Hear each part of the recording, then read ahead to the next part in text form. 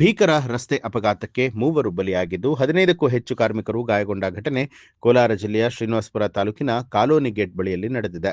ಶ್ರೀನಿವಾಸಪುರ ಸಮೀಪ ಹುಣಸೆ ಹಣ್ಣು ಕುಯ್ಯುವಂತಹ ಕೆಲಸಕ್ಕೆ ತೆರಳಿದ್ದ ಕಾರ್ಮಿಕರನ್ನ ಹೊತ್ತೊಯ್ತಾ ಇದ್ದ ಬೊಲೆರೋ ಪಿಕಪ್ ವಾಹನ ನಿಯಂತ್ರಣ ತಪ್ಪಿ ಪಲ್ಟಿಯಾದ ಪರಿಣಾಮ ಈ ಘಟನೆ ಸಂಭವಿಸಿದೆ. ಘಟನೆಯಲ್ಲಿ 27 ವರ್ಷದ ಸೀನು, 50 ವರ್ಷದ ಮುನಿಯಮ್ಮ, 53 ವರ್ಷದ ವೆಂಕಟಪ್ಪ ಸ್ಥಳದಲ್ಲೇ ಸಾವನ್ನಪ್ಪಿದ್ದಾರೆ. ಮೃತರು ಮತ್ತು ಗಾಯಾಳುಗಳು ಮೂಲತಃ ಆಂಧ್ರಪ್ರದೇಶದ ಪಾತೂರು ಮತ್ತು ಪೊಲ್ಲಕೊಟ್ಲಂಪಲ್ಲಿ ಗ್ರಾಮದ ನಿವಾಸಿಗಳು ಅಂತ ಹೇಳಿ ಗುರುತಿಸಲಾಗಿದೆ.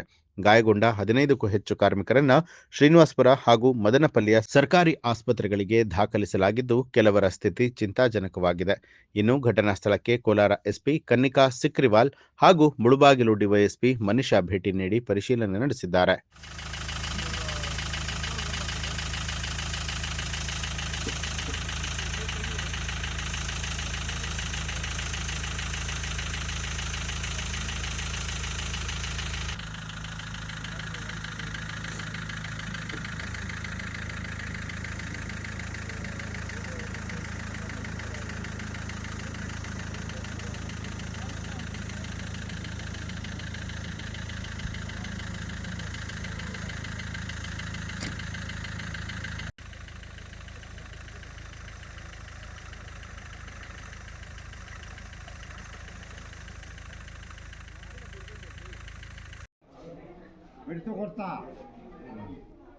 వీళ్ళ వాళ్ళ కేసు కాదు, ఇది వేరే కేసు.